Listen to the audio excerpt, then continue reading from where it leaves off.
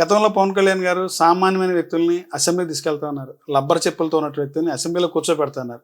నిజంగా ఎన్నికల్లో 24 ఎన్నికల్లో ఆ పరిస్థితి జరిగిందంటారా? అతి సామాన్య వ్యక్తులని అసెంబ్లీకి తీసుకెళ్లారా పవన్ కళ్యాణ్ గారు? సామాన్య వ్యక్తులు అంటే రాజకీయాలు ఇంతకు ముందు తెలియనటువంటి వ్యక్తులు, నేర చరిత్ర లబ్బర్ చెప్పులు వేసుకున్నటువంటి వ్యక్తిని అసెంబ్లీకి అది కరెక్ట్. ఇప్పుడు ఎంతంత మాత్రంగా లక్షల వేల కోట్ల ఉన్నటువంటి వ్యక్తులు అయితే కాదు, 21 సీట్లలో అవినీతి చరిత్ర ఉన్నటువంటి వ్యక్తులు అయితే కాదు, నేరస్తులు అయితే అసలు కాదు, రౌడీ షీట్లో ఉన్నటువంటి వ్యక్తులు అయితే కాదు. ప్రజల ఇబ్బందులు తెలుసుకుని పరిపాలించేటువంటి వ్యక్తులనే ఈరోజు ఆయన అసెంబ్లీలో కూర్చోబెట్టారని నేను చెప్తానండి. 21 స్థానాల్లో వ్యక్తుల గురించి నేను అడుగుతా. అదే జగన్మోహన్ రెడ్డి 151 స్థానాల్లో నేర చరిత్ర లేనోడు ఎవడైనా ఉన్నాడా?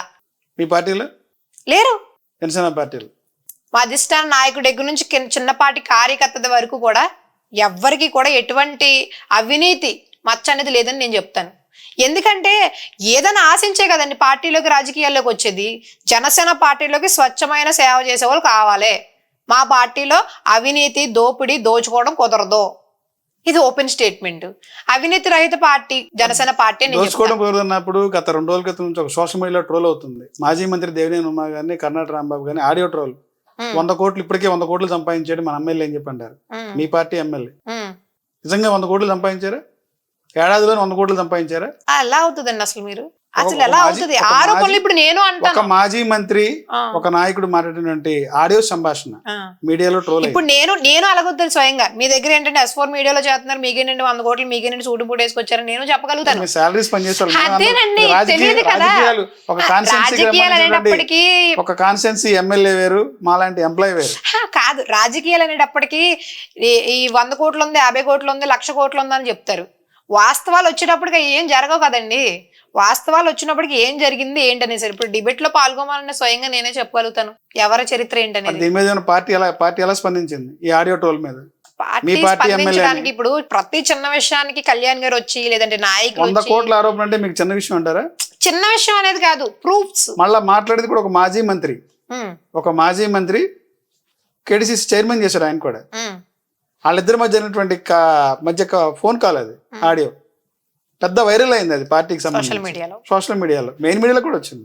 100 కోట్లు సంపాదించండి కదా ఏడాదిలో అని చెప్పి అన్నారు. అంటే ఏడాదికి 100 కోట్లు అంటే 5 సంవత్సరాల్లో 500 కోట్లు సంపాదిస్తారా ఒక ఎమ్మెల్యే? ప్రూఫ్ ఉందంటారా? అది మీ పార్టీ అడగలేదు. ఫర్ ఎగ్జాంపుల్ మా ప్రతిపక్షాలు ఎవరైతే ఉన్నారో నేను ఫోన్ చేసి ఇదని చెప్తాను, అది ఆడియో లాక్ అవుతుంది, విత్ ట్రోల్ చేసేస్తారు. అది కాదు కదా, సాక్ష్యాలతో నిరూపించాలి కదండి. ఇప్పుడు ఇన్కమ్ ట్యాక్స్ రైడ్ పంపించమని మీ పార్టీ యాక్షన్ తీసుకుందా అంటున్నాను. ఖచ్చితంగా అది వాస్తవం అని తెలిస్తే దాని పక్కన మాట్లాడగలుగుతారు. దానికి సంబంధించినటువంటి ఎందుకు అంత 100 కోట్ల ఆరోపణ అంటే చిన్న విషయం ఏం కాదు, పెద్ద విషయం. దాని వెనకాల ఎవరు బడా నాయకులు ఉన్నారనేది కూడా పార్టీ ఖచ్చితంగా వెలుగులోకి తీసుకొస్తుంది. మేడం, ఇప్పుడు పవన్ కళ్యాణ్ గారి నాయకత్వంలో పార్టీ ఎలా ఉంది? అధికారం రాకముందు ఎలా ఉంది? ఇప్పుడు ప్రెసిడెంట్ అధికారంకి వచ్చారు, కూటమిలో వన్ ఆఫ్ ద పర్సన్ గా ఉన్నారు, గేమ్ చేంజర్ గా మారారు పవన్ కళ్యాణ్. అప్పటికిప్పుడు చూస్తే పార్టీ బలపడిందా, బలహీనపడిందా? బలపడిందనే చెప్పుకోవచ్చు. ఎందుకంటే ఒక స్థానంగా ఉన్న పార్టీ 21 స్థానాలకు వచ్చి రేపు ఇంకా ముందుకు వెళ్తుందంటే దాన్ని బట్టి మనం అర్థం చేసుకోవాల్సిందంటే పార్టీ ఎదుగుదల అలా అంచెంచులుగా ముందుకెళ్తుందని మనం చెప్పుకోవాలండి. ప్రజలతో కనెక్ట్ అయ్యే విధంగా జనసేన పార్టీ ప్రస్తుత పరిస్థితి ఎలా ఉంది? అట్రాక్ట్ చేయగలుగుతుందా? ఇదివరకు మా నాయకులం గానీ, మహిళలం గానీ, లేదంటే కార్యకర్తలు గానీ ప్రజల్లోకి వెళ్తే పార్టీ నుంచి వచ్చారు అని ఆ సందర్భంలో అంతవరకే, అంటే ప్రతిపక్ష నేతలుగానే మమ్మల్ని చూసేవారు. ఇప్పుడు అధికార పక్షంలో మేము చేయగలం, ఏ సమస్య అయినప్పటికీ మేము వాళ్ళు అధికార పార్టీలో ఉన్నారు అంటే తెలుగుదేశంతో పాటు మమ్మల్ని కూడా సమపాసంగా చూస్తున్నారు. మేము ఏ సమస్య అయినా సరే జనసేన పార్టీ వాళ్ళు, సమస్య ఎక్కడ ఉన్నా సరే జనసేన పార్టీ గుర్తొస్తుంది, జనసేన పార్టీ వాళ్ళు చేస్తారు అనేటువంటి విషయంలోనే ప్రజలు ముందు చూపుతున్నారు. ఎన్నికల ముందు ఉన్నటువంటి స్పీడ్ జనసేన పార్టీలో ఇప్పుడు ఎందుకని తగ్గిందంటారు? ఆ ఫైర్ గతంలో వైసీపీ కొంటున్నప్పుడు ఏదన్నా ఇన్సిడెంట్ జరిగితే జనసేన వీర మహిళలు గానీ నాయకులు అక్కడ వాలిపోయేవాళ్ళు, అంటే అక్కడ ఉండిపోయేవాళ్ళు. నా పర్సనల్ గా నేను అనుకునేది ఏంటంటే ప్రతిపక్షానికి అధికార పక్షానికి రెండింటికి కొంచెం డిఫరెన్స్ అని ఉంటుంది. ప్రతిపక్షంలో ఉన్నప్పుడు ప్రశ్నించే హక్కు, అధికార పక్షంలో ఉన్నప్పుడు ఆ సమస్యని రెక్టిఫై చేసి దాన్ని తీర్చే విధంగా ఉండాలండి. రెక్టిఫై చేయాలంటే ఆ సమస్య ఆ యొక్క ఏదైతే ప్రాబ్లం డిపార్ట్మెంట్కి ఇచ్చి ఆ డిపార్ట్మెంట్ ద్వారా ఆ ఇష్యూని క్లియర్ చేసేటువంటి విధానంలో ముందుకెళ్తుంది. సో దానికి టైం పడుతుంది అనేది నా ఒపీనియన్ అండి. 2024 ముందు ఏదైతే వైసీపీ పార్టీలో మిగతా పార్టీలు ఉన్నారో గతంలో వీళ్ళందరూ కూడా అనేకమైన ఆరోపణలు ఎదుర్కొన్నారు నాయకులు. ఇప్పుడు అదే నాయకులంతా కలిసి ఈరోజు జనసేన పార్టీలో ముఖ్య నాయకులుగా ఉన్నారు, జనసేన పార్టీలో చేరారు. అట్లాంటి పార్టీ నాయకులందరికీ జనసేన పార్టీ కేరా పడ్డాగా మరి ఏం చెప్తారు, ఎలా స్పందిస్తారు? అది అసలు అలాంటి విషయం అయితే లేదండి. తప్పు చేస్తే ఎలాంటి వ్యక్తులైనా సస్పెండ్ చేస్తున్నారు. ఇప్పుడు వినుత కోట గతంలో ఆరోపణలు ఎదుర్కొంటే నాయకులే ఈ రోజున పార్టీ మారితే పునీతులు అయిపోతారా? అవునండి. ఇప్పుడు వినుత కోట గారు ఉన్నారు, జానీ మాస్టర్ ఉన్నారు. ఇలాంటి ఆరోపణలు ఎవరి మీదైనా తప్పుడు ఎలిగేషన్స్ వస్తే వాళ్ళని ఖచ్చితంగా పార్టీ సస్పెండ్ చేస్తుంది. పార్టీ ముఖ్య నేతలు అందరూ కూడా అలర్ట్ గానే ఉన్నారని నేను చెప్తున్నానండి. అంటే నేను అనేది గతంలో వైసీపీ పార్టీలో టీడీపీ పార్టీలో ఉన్న వాళ్ళు ఇప్పుడు టీడీపీకి వచ్చారు, జనసేనకు వచ్చారు. జనసేనలోకి అయితే ఎక్కువ మొత్తంలో రాలేదంటే ఇప్పుడు నేర చరిత్ర రాజకీయాల్లో సహజం అంటారు. కానీ అటువంటి రాజకీయాల్లో మనం ఉన్నప్పటికీ కూడా నేర చరిత్ర లేని వాళ్ళనే మాక్సిమం కళ్యాణ్ గారు యాక్సెప్ట్ చేసి తీసుకున్నారు పార్టీలోకి అనేది నా ఉద్దేశం అండి. అంటే అలాంటి పరిస్థితి లేదంటారు? అలాంటి పరిస్థితి అయితే నాకు ఎక్కడ కనిపించలేదు క్లియర్ కట్ గా. ఇప్పుడు జనసేన, బీజేపీ, టీడీపీ అంతా హ్యాపీగా ఉన్నారు. కూటమి అంతా బాగానే ఉందండి. పార్టీ అన్న తర్వాత అనేక రకాల ఎలిగేషన్స్ వస్తుంటే ప్రతిపక్షాలు ఎప్పుడైనా సరే ప్రశ్నిస్తుంటే దానికి సమాధానాలు చెప్తా వస్తారు. మీకు తెలియదే ఉంది, రాజకీయాల్లో అనేక రకాలైనటువంటి విషయాలు, సంగతులు అలాంటివి వస్తూనే ఉంటే దాన్ని ఎదుర్కోవాల్సినటువంటి సందర్భాలు, వాటి తగ్గ సూచనలు, సలహాలతో మా అధినాయకుడు పవన్ కళ్యాణ్ గారు ముందుకెళ్తున్నారు అనేటువంటిది నా ఉద్దేశం. అంటే పైకి కూటమిలో ఉన్నటువంటి 3 పార్టీలు అగ్రనాయకులు అయితే హ్యాపీగా ఉన్నారు. కింద గ్రౌండ్ లెవెల్ లో ఇస్తే ఆ పరిస్థితి లేదు. గ్రౌండ్ లెవెల్ ఇప్పుడు జనసేన పార్టీ ఉంటే నాయకులు, ఎమ్మెల్యే గెలిచిన వాళ్ళు ఉన్నారు. పెత్తనం ఎవరిదండి? ఏ పార్టీలో అయినప్పటికీ కూడా గ్రౌండ్ లెవెల్ లో ఉండే కార్యకర్త ఎప్పటికీ నలిగిపోతూనే ఉంటారండి.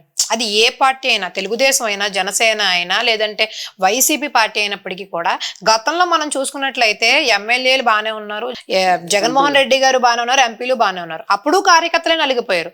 ఆ వైసీపీ పార్టీలో ఉన్నటువంటి నాయకులు ఈ రోజు నేను పర్సనల్ గా చూస్తే వాళ్ళు సోషల్ మీడియాలో రచ్చరచ్చ చేసి వాళ్ళ ఫ్యామిలీలు అవి డిస్టర్బెన్స్ చేసి తెలుగుదేశం పార్టీ లేదంటే జనసేన పార్టీ ఒకరి మీద ఒకళ్ళు అంటాం, ఇలాగా ఒకరికొకళ్ళు ఇరుపక్షాలు కొట్లాట్లు ఎప్పుడు కార్యకర్తల మధ్యలోనే జరుగుతుంది తప్ప నాయకులు ఎప్పుడు కూడా సేఫ్ గానే ఉంటారు, సెక్యూర్ గానే ఉంటారు. ఇది నా ఒపీనియన్. అంటే పార్టీలో గతంలో పార్టీ అంతా ఖర్చు పెట్టుకున్న వాళ్ళు ఉన్నారు, నష్టపోయిన ఉన్నారు. అధికారం చేపట్టే కూడా కింద కేడను పట్టించుకోవట్లేదని ఒక ఆరోపణ ఉంది. మీ పరిస్థితి ఏంటి? మీ జిల్లాలో చూస్తే మీరు ఒక వీర మహిళగా ఉన్నారు.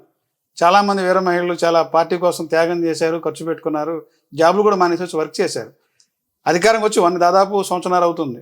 అటువంటి వారికి ఏమన్నా పార్టీ ఏమన్నా గుర్తించి గుర్తింపు ఏదన్నా నామినేట్ పదవి కానీ ఏదన్నా గుర్తించిందా? ఖచ్చితంగా పార్టీ గుర్తించుకుంటూ వస్తుంది. ఇప్పుడు జనసేన పార్టీలోనే చూస్తే ప్రతి ఒక్కరికి అంటే టైం పడుతుంది.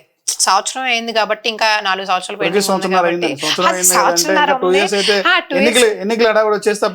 అయినప్పటికీ కూడా అంటే కూటమిలో ఉన్నాం కాబట్టి అందరి నిర్ణయాలు సేకరించి మనకి ఎంతవరకు వాళ్ళు ఇస్తున్నారు, ఎన్ని పదవులు అయితే మనకి సపరేట్ చేశారు దాంట్లోనే సర్దుకోవాలి కాబట్టి కొంచెం టైం పడుతుంది. జనసేన పార్టీ అయినా, తెలుగుదేశం పార్టీ అయినా, మిగతా ఏ పార్టీ అయినా అధికారం చేపట్టేటప్పటికి కొంచెం ఇబ్బందులు అయ్యి ఫేస్ చేయాల్సి వస్తుంది. అందులోని ఇప్పుడు ఈ సంక్షేమ పథకాల మీద కూడా కొంచెం కాన్సన్ట్రేషన్ పెట్టడం మూలంగా కొంచెం ప్రభుత్వం మీద ఒత్తిడి అయితే పడిందని నేను అంటాను. ఆ ఒత్తిడి మూలంగా కొంచెం కార్యకర్తలు నలగటం అది ఏ రాజకీయ పార్టీలో అయినా సహజం. దాన్ని మనం అర్థం చేసుకోవాలి. పార్టీలో ఉన్న వ్యక్తులం కాబట్టి ఇది జరుగుతుంది, మా నాయకుడు ఆలోచిస్తాడు, మా గురించి మాకు న్యాయం చేస్తాడు అనేటువంటిది మన ఇంట్లో మన కుటుంబ పెద్దలు ఎలా అయితే ఏ విధంగా నిర్ణయాలు తీసుకుంటారో అలాగే మన అధిష్టానం ఎలాంటి నిర్ణయం తీసుకుంటుందని వేచి ఉండాలి అనేది నా ఒపీనియన్. జనసేన పార్టీలో ఉన్న క్యాడర్ మీరు సంతోషంగా ఉన్నారా, హ్యాపీగా? ఎప్పటికీ కళ్యాణ్ గారు ఏ పదవి లేనప్పుడు, ఏ పదవి మాకు ఇవ్వలేనప్పుడు, ఆయన 0లో ఉన్నప్పుడు మేము తోడున్నాం. ఈ రోజు 21 స్థానాల్లో ఆయన బ్రహ్మాండంగా ఉంటే, డిప్యూటీ సీఎం స్థానాల్లో అంత పెద్ద హోదాలో ఉంటే మాకు సంతోషం కాకపోతే ఇంకేంటండి?